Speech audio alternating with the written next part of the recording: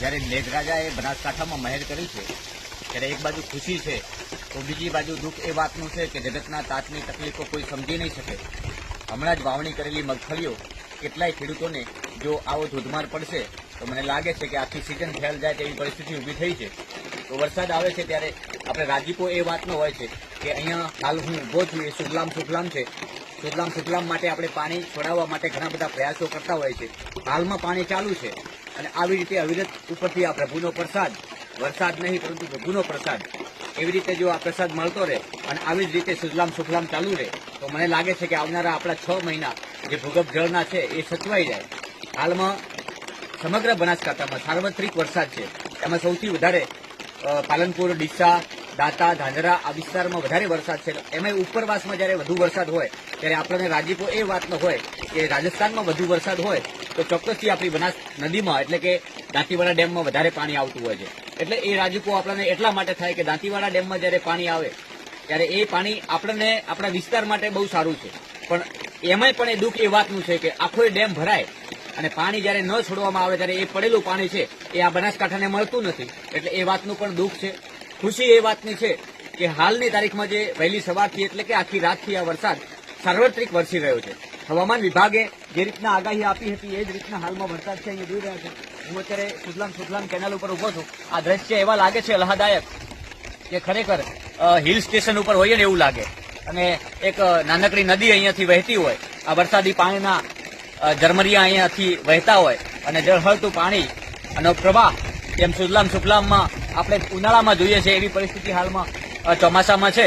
અને પહેલી ખુશી તો એ વાતની છે કે પહેલા જ ચોમાસાની શરૂઆતમાં આમ તો આપણે વરસાદની દર વખતે રાહ જોવી પડતી અને આ પહેલો જ વરસાદ એવો છે કે ચોમાસાની શરૂઆતમાં જ ચારે બાજુ ગડગડાટી બોલાવવાનું શરૂ કર્યું છે। તો મને લાગે છે કે આ ચોમાસું આપણા બધા માટે સારું નીવડશે। આપણે એટલી જ પાણીની જરૂર છે જેટલી બીજા વિસ્તારમાં છે, એમાં સૌથી વધારે તાતી જરૂરિયાત મને લાગે છે કે પાણીની ડીસા તાલુકાથી લઈ અને સરહદી વિસ્તાર સુધી અહીંયા ભૂગર્ભ જળ બિલકુલ ખતમ થઈ ચૂક્યા છે અને વારંવાર આપણે પાણીની માંગણી કરતા હોઈએ છીએ। ત્યારે આ પ્રભુએ જે પ્રસાદ આપ્યો છે આ પ્રસાદનો આપણે સંગ્રહ કરીએ અને પાણીનો બચાવ કરીએ। આપણું ખેતરમાં જે પાણી ભરાતું હોય એ આપણા જ ખેતરમાં રહે, આપણી સીમમાં પાણી ભરાતું હોય એ આપણી જ સીમમાં રહે, એટલે કે આપણા ખેતરનું પાણી આપણા ખેતરમાં, આપણા ગામનું પાણી આપણા ગામમાં અને આપણી સીમમાં પાણી આવેલું હોય એ પાણી આપણી સીમમાં જ રહે। તો આવનારા સમયમાં જે રીતના હાલમાં સિસ્ટમ સરકારે કરી છે કે કુવા રિચાર્જ કરવા, પછી છોસ કુવા બનાવવા, જે પાણી કુવા રિચાર્જનું પાણી આપણા ખેતરનું ભેગું થયું તો આપણા ખેતરમાં જૂનો કુવો હોય એમાં ઉતારી દેવું, જેથી કરીને આગામી સમયમાં આ ભૂગર્ભ જળની સમસ્યાઓ છે એનો અંત આપણે પોતે લાવીએ। બધાએ સહભાગીદાર બનો અને આ વરસાદનું પાણી, આ ચોમાસાનું પાણી આપણા ખેતરનું આપણા ખેતરમાં રહે, આપણી સીમનું આપણા સીમમાં રહે, આપણા ગામના તળાવ ભરાણા હોય તો આપણા ગામમાં જ તળાવ ભરાયેલું રહે,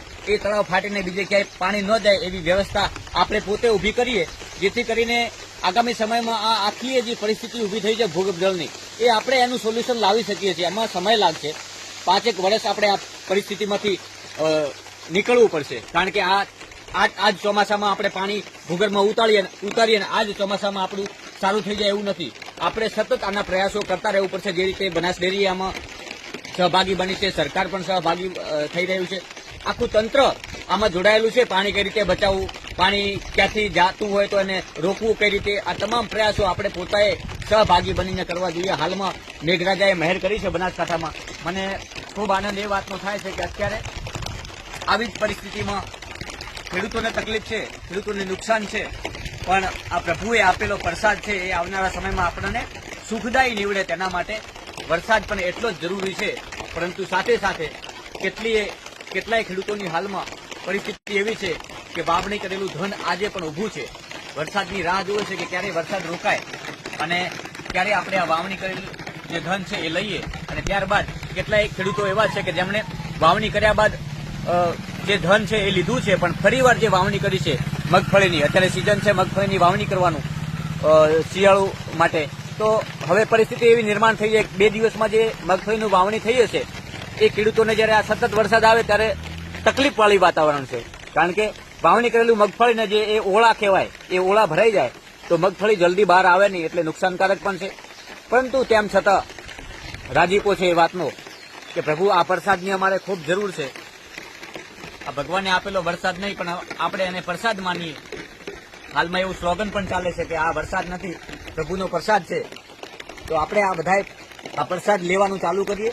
પ્રસાદને કઈ રીતે સાચવવો એના માટે પણ આપણે સતર્ક રહીએ. અને જાગૃતતા એ વાતની છે કે આ પાણી છે, આ ચોમાસાનું પાણી, આપણા વિસ્તારનું પાણી આપણા જ વિસ્તારમાં રહે, એની તકેદારી આપણે રાખવી પડશે.